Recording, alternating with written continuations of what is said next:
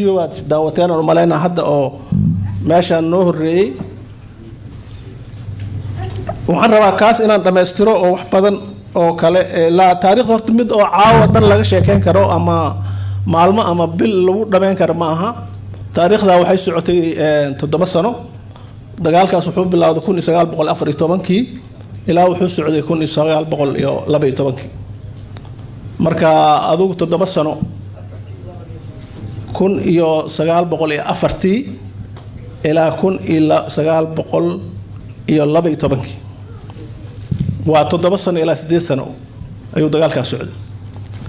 مركا وعربا مركا هو الرئيسه أنت أنا نقول قلنا أسبابتي أكو بالله دور خذ بان كسو قاتي وحي ما وذا قارنا وقت كان نوم صار معايا مركو عربا أنا دور خذ ومهمة دجال كان مركو أسبابتي أكو بالله ذي سيدي ودجال لمن وقدام بنتي قبل وحكونا مال أنت أسوق كون أنا سوق قاتو لكن أنت كون رئيسه وعربا أنت أنا نقول قلنا دجال خلفتيسي talyaaniga iyo biimaal ubal sheegaa waxaan rabaa inaan waxa jirta waxa ka horeysay wixii ka horeeyay dagaalkaas ee asbaabta uu ku bilowday waxyaabihii sababay inaan wax ka iraah waxa jiray wadanka intuusan talyaaniga soo gelin saldanad la yiraahdo saldanad Sanjibar oo saldanad waxay ahayd Arab ah oo saldanad Sanjibar la yiraahdo oo dhulkan xeebaha والشيخ عدله بنادر إلى مركة براوة أي اسكو هيست سلطان سلطان وحاس الجبار وحان سلطان كأها سلطان سعيد برقش اللي يجري سعيد برقش وحالة يا بعض بنو أضيال دولة دحين أركان ميوزيم أوف سعيد برقش وهو العروب هرتي سكويالي وألعبت ميوزيم كي وحياة بدن لقي في سنجري نيكا مع عسله أيوها سلطان سعيد برقش ومركا هايستي صليكي سوين وازن جبار وحونا اسكو هايستي حيابها والشيخ عدله بنادر مركا الى براوة مركا وقت غاس كسي هو الرئيس الطليانية بمالكا مركا هشيس بولاها بعدما هاي ضد مسلمة عربية هاي نايس كود وانا سندردان عمان ليراه اي كسو جيدان اصل كود marka waxa ay dalka ka qabsadeen Afrikada bari ayaa markaas waxa koor haysan jiray Portugiiska ay kala wareegeen dagaal badan oo dhaxmaray awood kaga qaateen marka sidaas ay ku tahaniyeen ka bacdan xeebaha Soomaaliya soo galeen marka dadkii biimaal qabiilka biimaal la yiraahday ayaga markay marka soo galeen Ibaraawe heshiis bay ahaayeen wax dhibana kama jirin nolosha biimaal marka xaaladiisu waxay ahayd dad reemiin waa u badnaa magaaladana waa deganaa runtii ganacsi markii la yiraahdana waxyaabaha subaga iyo haraga iyo cambarta iyo dhinaca Yaman u dhufsan jiray wixii kale xoolo dhaqatay u badnaayeen ugu dambeyn saldanadii ayaa waxay bilowday inay cadaadis ku bilowdo dadkii inay xoolo keen qasab ku tiraahdo colaad badan ay la gasho biimaalka arintaas uu qoonsaday qoonsashadaas kadib waxa u dheereed waxa kale oo la ogaaday in ay talyaaniga xoogaa heshiis galeen marka biimaalkii waxa isku dhaceen iyo qolada Sanjibaariinta Carabta ahayd dagaal baa dhaxmaray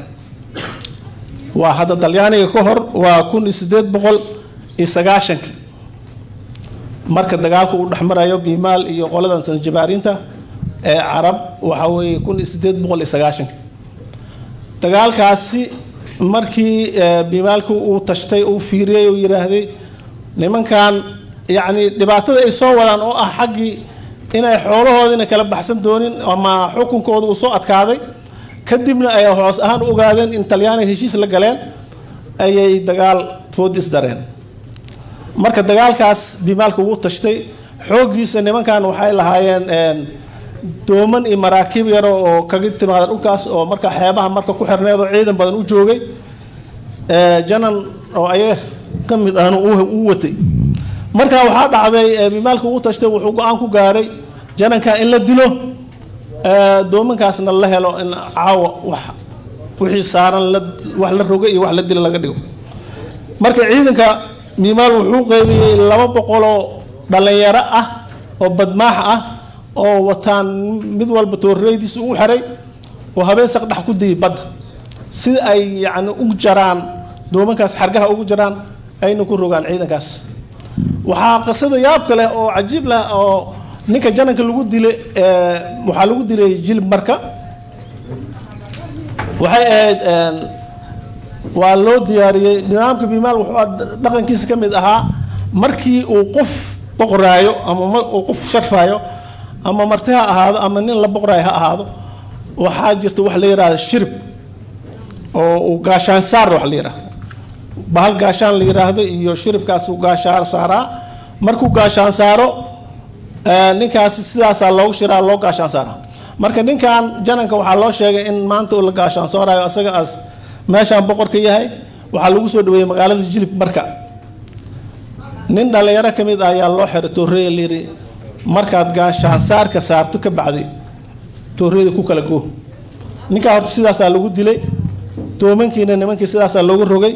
ka bacdi nimankii Zanzibaariinta markay ogaadeen dhibaatada marka biimaal xaaladiisii 1892 ayaa waxa heshiis la galeen Talyaaniga waxay yiraahdeen waxay ku heshiiyeen inay ku wareejiyaan xeebahan Cadale war Sheekh Banaadir marka ila Baraawe xeebta inay ku wareejiyaan Talyaanina uu bixiyo lacag barigaas jirto oo la yiraahdo 100 rubiyaad la yiraahdo 160,000 oo rubiyadood inuu sanadkiiba siiyo nimanka Zanzibaariinta marka Talyaaniga marka wuxuu soo galay 12 August 1893 ayuu xeebaha Cadale iyo warshax ka soo degay ila Banaadir wuxuu ku soo socday magaalada Marka iyo Baraawe marka markuu soo galay Baraawe waxaan rabaa marka hore intaan weli si fiican u gudugelin dagaalyahanada ama magacyada hormuudyada halgankii biimaal qaar ka mid ah inaan wax magacyadooda wax idin kaga sheego hormuudyada biimaal magacyadoodii waxa ka mid ahaa Sheekh Cabdi Abikar Gaafle Jibriil Macalin Barrow Macalin Maxamed Ibrahim Kaptole hadda waxaad maqlayseen video ku dhageysanayseen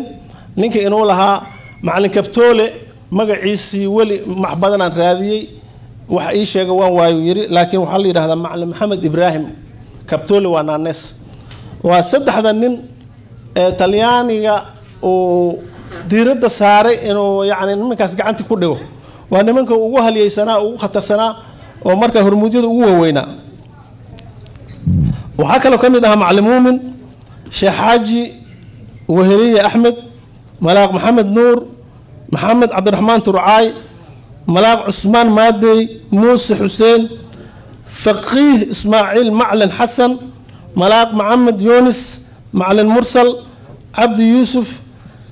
عبد الله عمر دارة معلن القاسم وقار كمد هاليدي وويناء هجانك ويد مركا ما لها سيدة أذك لو دقالمي goobaha ugu darnaa oo si adag loogu dagaalamay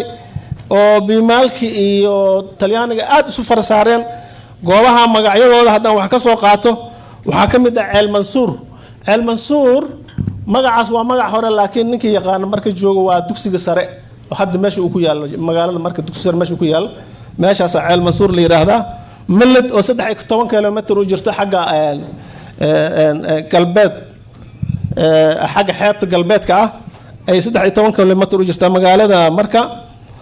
قوف عالم اللي يدعو 6 كيلومتر 6 كيلومتر وجرتا كونفور قلبات شلمبوت أي 6 كيلومتر وجرتا عقال اللي يدعو هو حردي بعد علنتش نينكي يقيني وقتي دولة دي دحى أودياش قار وقرن كران بعد علنتش شلمبوت بعد علنتش شلمبوت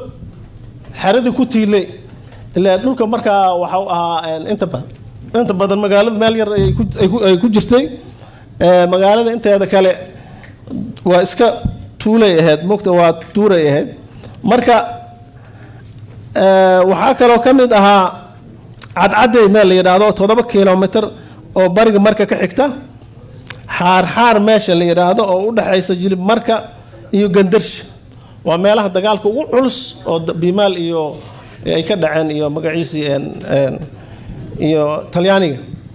marka xaarka waxa laga wadaa meesha dhul bacaad weey marka meelii dhufeeska ay ka dhigteen oo xaaqeen meeshaas hareeriley meel la yiraahdo iidana oo xagga xeebta marka la fiiriyo kale xaaja Cabdalla tirtidiisa ah turunley oo iidana waqooyiga dhanaane ceel baqal oo meesha baqal iyo xawaalo hadda la yiraahdo jilib marka oo caadi ah la yaqaan magacii hore ah fiilowga aad maqashaan waxa waaye ceel axmed meesha la yiraahdo waa meesha garoonkii weynaa uu ku yaalay oo airportka uu ku yaalo hadda waa magacaas ceel axmed hadda waaye doongaab baa la yiraahdo iyo dhanaane magacyada qaar waa magacyo hore qaarna waa jiraan sida hadda dhanaan oo kale waa magacaas weli waa meesheedii ceel axmed oo kale melad oo kale waa sideeda hareeriley waxa soo dhan magacyo hadda jira waaye laakiin waxyaabaha qaar kood waa magacyo hore marka markii uu dagaalka oo talyaaniga lagu wareejiyay dhulkaas uu ku wareejiyay jibaarinta ay ku wareejiyeen magaalada markuu soo galay talyaaniga ka bacdi biimaalku wuxuu galay xagga miigu isku aruursaday tabaabashu bilaabay ciidan aruursoo bilaabay dhalinyaro qorid adigu si aan caadi ahayn oo isu diyaariyay dagaalkaas marka wuxuu bilaawday marka ugu horeysa ayaa waxa dhacday intaan oo wali dagaalba bilaaban 11 Oktoobar 1894 ayaa waxa la dilay nin laba xidig la ah oo Marziro la yiraahdo Marziro Tolmola la yiraahdo ayaa magaalada lagu dilay oo niman biimaal ay dileen waa hadda markaas 9 iyo 894 waa iyadoo wali talyaaniga talaabo uusan qaadan 15 December 1896 haddana waxa la dhaawacay nin Samartino la yiraahdo asagana badmareen ahaa oo markaas ugu yaraan 100 nin oo sawaaxil asagoo wato ayaa wada loo galay saas lagu dilay oo lagu dhaawacay waa la dhaawacay kaas 19 February 1897 waxaa la dilay dhiisigii magaalada marka haystay markaas oo madax ka ahaa kaas ayaa biimaalku dileen waxaana dilay nin la dhihi jiray Umar Hassan Yusuf oo asna markaa meesha ku shahiiday waa la dilay asagana marka inta ay dhacday talyaanigu wuxuu bilaabay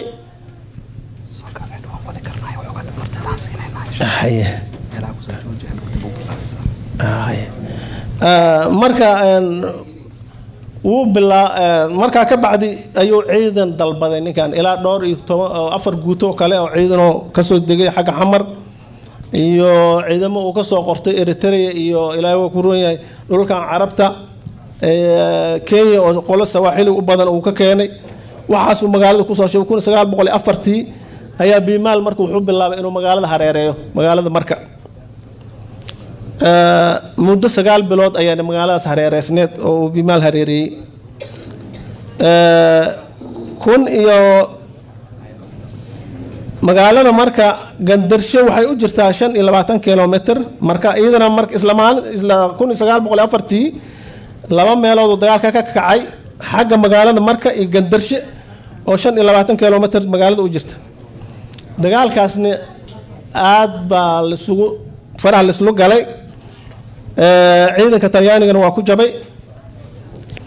1905 August asna wuxuu ka dhacay jilib marka dagaalkaasna oo asna muddo socday waa lagu guuleystay talyaaniga 1906 agagaarka jilib marka iyo aaga ayuu marka ka dhacay meesha marka waxa ku dhintay nin la dhihi jiray Malaaq Maxamed Nuur iyo Cabdulle Umar Dheere 1906 waa dagaalku uu adag xaar ka dhac meel leeyahay waxaan ku geeriyooday ninkii geesiga ahaa Jibriil Macalin Barrow Allah u naxariiste ninkaas ayaa meesha ku geeriyooday waxaana markaasi dagaalkaas uu socday muddo madaafiic fara badan marka uu badda soo dhigtay ninkaas madaafiic fara badan uu ku garaacay meeshaas dagaalkaas marka waxaa hogaaminayay ninka la yiraahdo macallin Kabtoole iyo Jibriil macallin Barrow iyo nin la yiraahdo Malaaq Maxamed Yunis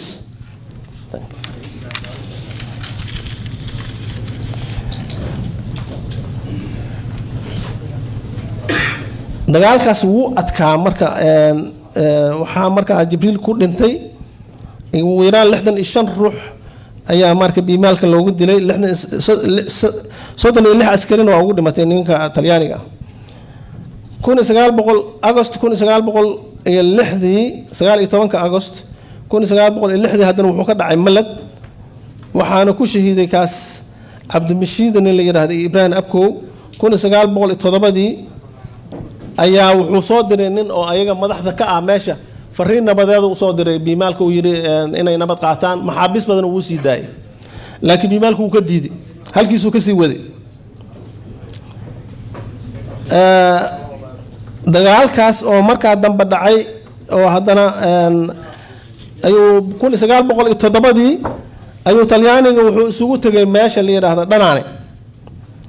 halkaas wuxuu ka dhistay sariibad iyo dhismo dhufays ah oo alwaax iyo tirir ka samaysan idina waa meelaha dagaalku ugu adkaa meeshaas Sheekh Cabdi Gaafle Sheekh Cabdi Abikar Gaafle ayaa ku dhaawacmay dagaalkaas waxaana markaas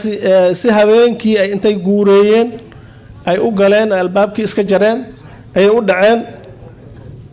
gacanta la isku la tagay dagaalkaas aad ayuu biimaalku ugu dhamaaday qoladan Talyaanigana si xun ugu been ayagana laba xidiglahaas waa ku dhintay Sheekh Cabdi Abikar Gaafle waa ku dhaawacmay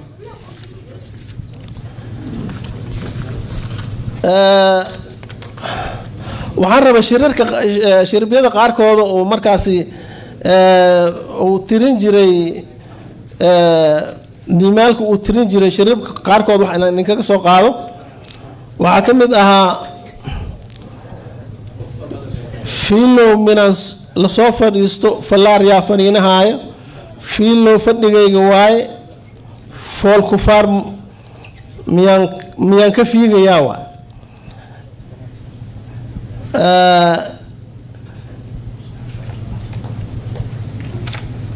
dhulkan ku dhashay iyo Dhanaane minaan la soo dhicin dhuubay intee lagu dheeliha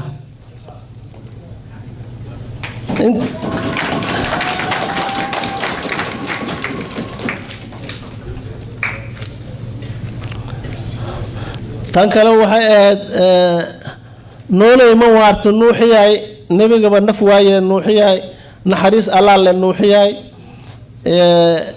kaama roorin ha iga roorin ruux gooye rabbi waaye ha iga roorin rasaas waa loo roogsada ha iga roorin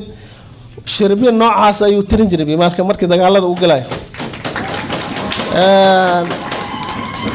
waxaan rabaa waqtiga ayaa ciriir ugu waxaa la leeyahay xoogaa soo gaabi waxyaabo badan oo kalena waa iska jiraan waxaan rabaa inaan iska soo gaabsado maxaa la yiraahdaa la dagaaladaas waxaa caan ku ahaa oo 3 nin ugu magaca dheeraa waxay ahaayeen macallin Ibrahim Maxamed Kabtoole Sheekh Cabdi Abikar Gaafle iyo Jibriil macallin Barrow saddexdaas nin waxay ahaayeen 3 nin ninka Sheekh Cabdi Abikar Gaafle la yiraahdo waliba wuxuu ahaa ninka fikirka in dagaalkan oo lala dagaalam Talyaaniga ninka ugu horta bilaabay oo ugu hadal hayn badnaa ahaa oo biimaalka tuulo iyo magaalo dhaxmaray oo soo jeediyay xilligii dagaalka markuu dhamaadayna xaqiiqdii biimaalkii isma dhiibin runtii heshiisa dhacay heshiiskaasna wuxuu ku dhacay markii 1911 bilowgii ilaa 12 waxaa lagu heshiiyay in biimaalka hubku iska dhigo laakiin ma ka imaan biimaalka kamid in labada dhinacba waa lagu heshiiyay in biimaalka hubka iska dhigo ayagana inay nabadda ilaaliyaan oo mar dambe aynan wax dhiba ayna u geysan biimaalka iyo maxaabiis waxay ka haysteen inay soo deeyaan marka Sheekh Abikar Sheekh Cabdi Abikar Gaafle uu isku ilaalin waay meesha waa iskaga tagay gobolka Hiiraan ee meelaha sumuddu ku maqnaa uu soo noqday xamar uu yimid xamar ay dad ku xireen haddana hal san iyo xogaa ku xirnaa waa soo daayeen kadib markuu 3 toddobaad ku xirnaa waa la sii daayay adigu 1922 dhintay ninkaas وانا نينكا ugu halganka marka la sheego ugu magac dheer ayuu ahaa marka taariikhda biimaal waa iska fogta waana dheer tahay waxaan rabaa inaan iska soo gabagabeeyo marka waxaan leeyahay